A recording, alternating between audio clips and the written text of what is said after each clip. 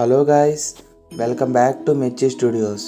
ఈరోజు మన వీడియోలో మనం శ్రీకృష్ణుడు ఎంతకాలం క్రితం ఉండేవాడు, ఆ మాధవుడి యొక్క వయసు ఎంత, ఆయన ఏ డేట్న పుట్టాడు, అలాగే ఏ డేట్న తన తనువును చాలించాడు, ఆయన జీవితంలో ఎదుర్కొన్న కష్టాలు ఏంటి, ఆయన ఎన్ని సమస్యలను ఫేస్ చేశాడో పూర్తి సమాచారం ఈ వీడియోలో చూసి తెలుసుకుందాం.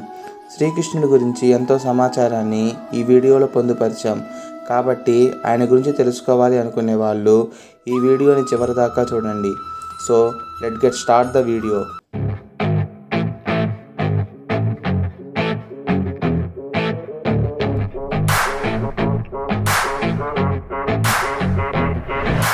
చాలామంది కృష్ణుడు అంటే వేణుగానం, గోపికలు, రాసలీలలు అని మాత్రమే అనుకుంటారు. కానీ ఆయన ఉన్నత విలువలు కలిగిన మనిషి అని, ఆయన చెప్పిన ధర్మం సర్వమానవాళికి స్ఫూర్తిదాయకమని చాలామందికి తెలియదు.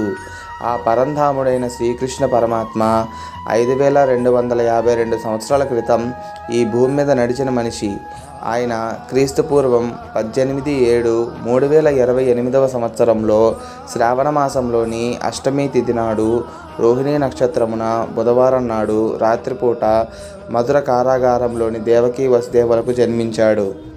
శ్రీకృష్ణుడు 125 సంవత్సరాల 8 నెలల 7 రోజులు జీవించాడు. ఆ గోపాలుడు క్రీస్తుపూర్వం 18/2/3153 సంవత్సరమున తన దేహాన్ని చాలించి వైకుంఠానికి చేరుకున్నాడు. వాసుదేవుడి 89వ ఏట కురుక్షేత్ర మహాసంగ్రామం జరిగింది. ఆ యుద్ధానికి సంబంధించిన అవశేషాలు మనకి ఇప్పటికీ దొరుకుతూనే ఉన్నాయి. ఆ కురుక్షేత్ర మహాసంగ్రామం క్రీస్తుపూర్వం 8/12/3064న మృగశిర శుక్ల ఏకాదశి నాడు స్టార్ట్ అయ్యి క్రీస్తుపూర్వం 26/12/3064న ఎండ్ అవుతుంది. క్రీస్తుపూర్వం 21/12/3064న 3 గంటల నుంచి 5 గంటల వరకు సంభవించిన సూర్యగ్రహణం నాడు దుర్యోధనుడి బావ అయిన జయద్రథుడి మరణం జరిగింది.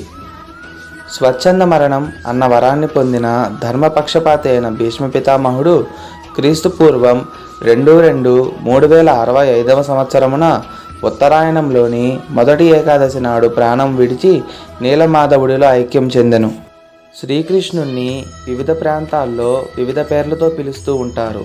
మధురలో కన్నయ్య అని, ఒడిస్సాలోని పూరిలో జగన్నాథుడు అని, మహారాష్ట్రలోని పుండరిలో విఠలుడు లేదా పాండురంగడు అని, గుజరాత్లోని ద్వారకలో ద్వారకాధీశుడు అని, కర్ణాటకలోని ఉడిపిలో కృష్ణ పరమాత్మ అని పిలుస్తారు. మధురలోని కారాగారంలో దేవకీ వసుదేవులకు పుట్టిన కృష్ణుడు ఎక్కడో కుగ్రామమైన గోకులంలోని యశోదానందుల ఇంట పెరిగాడు. శ్రీకృష్ణుడి సోదరుడు బలరాముడు, అలాగే మాధవుడి సహోదరి సుభద్ర. శ్రీకృష్ణుడు తన జీవితకాలంలో కేవలం 4 మాత్రమే హతమార్చినట్లు తెలుస్తుంది. వారు చాణూరుడు అంటే కంసుడి ఆస్థానంలో ఉండే కుస్తీదారుడు, కంసుడు అంటే శ్రీకృష్ణుడి మేనమామ, శిశుపాలుడు అలాగే దంతవక్రుడు అంటే శ్రీకృష్ణుడి యొక్క అత్తయ్య కొడుకులు. శ్రీకృష్ణుడికి 8 మంది భార్యలు. వాళ్ళు రుక్మిణి, సత్యభామ, జాంబవతి, కాళింది, మిత్రవింద, నగ్నజిత, భద్ర, లక్ష్మణ. శ్రీకృష్ణుడి జీవితం కష్టాలమయం.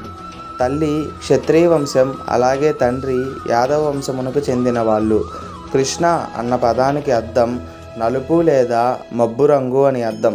శ్రీకృష్ణుడు దట్టమైన నీలపు రంగులో ఉండటం వల్ల గోకులమంతా అతన్ని నల్లనయ్య అని పిలిచేవాళ్ళు. శ్రీకృష్ణుడి బాల్యమంతా జీవన్మరణ పోరాటాలతోనే సాగింది. కరువు ఇంకా అడవి తోడేళ్ల భయం వల్ల శ్రీకృష్ణుడి 9 ఏళ్ల వయసులో గోకులం నుంచి బృందావనానికి వలస వెళ్ళవలసి వచ్చింది. 14 నుంచి 16 ఏళ్ల వరకు అతను బృందావనంలోనే ఉన్నాడు. తన సొంత మేనమామ అయిన కంసుణ్ణి చంపి తన తల్లిదండ్రులను చెరసాల నుంచి విముక్తుల్ని చేశాడు. కంసుడి మామ అయిన జరాసంధుడి నుంచి ఉన్న ముప్పు వలన మధుర నుంచి సముద్రం మధ్యలో ద్వారకను నిర్మించి అక్కడకు వెళ్ళవలసిన అవసరం వచ్చింది. వైనతేయి తెగకు చెందిన ఆటవికుల సహాయంతో భీమసేనుడి ద్వారా జరాసంధుణ్ణి గోమంతక కొండ వద్ద ఓడించాడు కృష్ణుడు. అప్పటి ఆ గోమంతక కొండే ఇప్పటి మన గోవా. ఆయన 16 నుంచి 18 ఏళ్ల వయసులో ఉజ్జయినిలో గల సాందీప మహాముని యొక్క ఆశ్రమమునకు విద్యను అభ్యసించటానికి వెళ్ళాడు.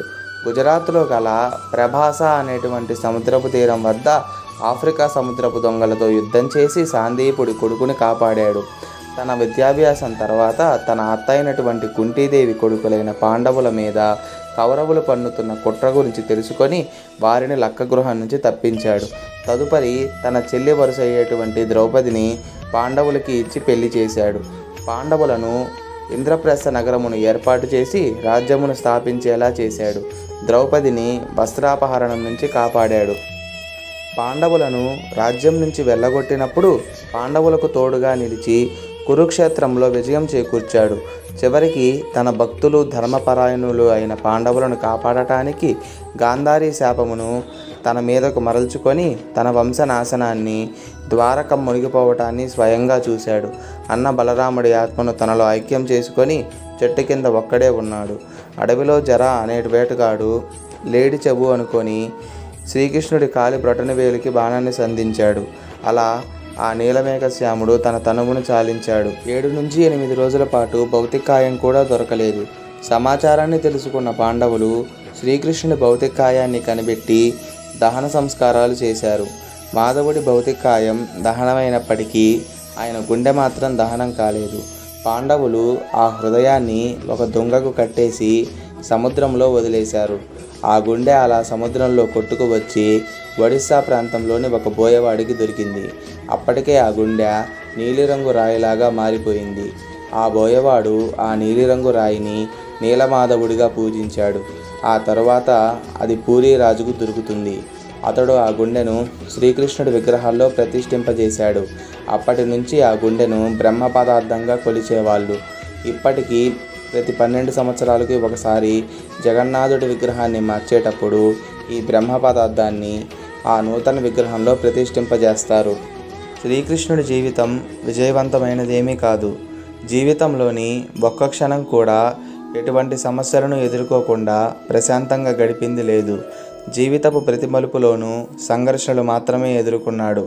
అతను గతాన్ని, భవిష్యత్తును తెలుసుకోగల సమర్థుడు.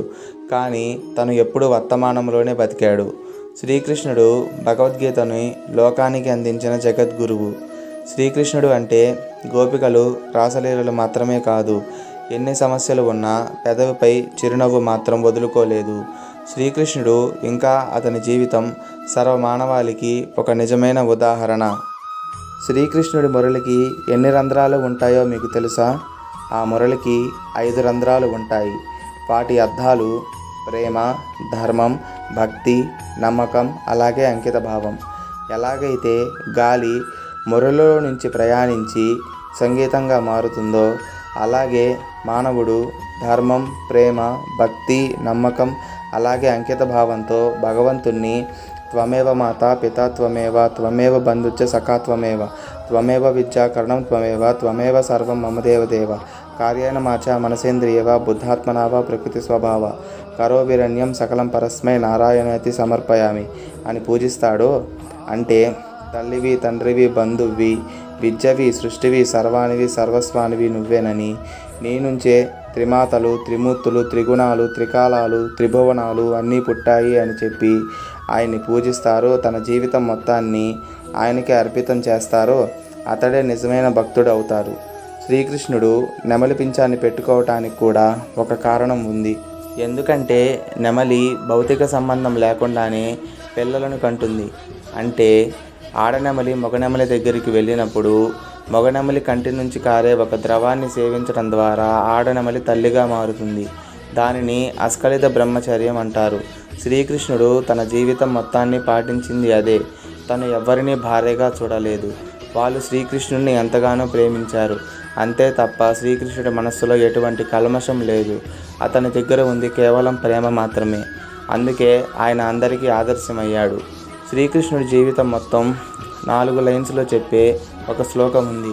అదే ఆదౌ దేవకి దేవి గర్భజననం గోపీ గృహే వర్ధనం మాయాపూతన జీవితాపహరణం గోవర్ధనోద్ధారణం కంసచ్ఛేదన కౌరవాది హరణం కుంతీ సుతాపాలనం ఏతద్ భాగవతం పురాణ కథితం శ్రీకృష్ణ లీలామృతం. ఈ శ్లోకాన్ని చదివిన వారు శ్రీకృష్ణుడి భాగవత లీలను మొత్తాన్ని చదివినట్టే. తత్పురుషాయ విద్మహే భక్తరక్షకాయ ధీమహి తన్నో కృష్ణత్ ప్రచోదయాత్. కృష్ణం వందే జగద్గురుం. ఈ వీడియో మీకు నచ్చినట్టయితే లైక్ చేయండి, షేర్ చేయండి, సబ్స్క్రైబ్ చేయండి. ఇలాంటి మరిన్ని వీడియోస్ మీరు వినాలనుకుంటే మా ఛానల్ని సబ్స్క్రైబ్ చేసుకోండి. అలాగే పక్కనే ఉన్న బెల్ ఐకాన్ కూడా క్లిక్ చేయండి. Thanks for watching.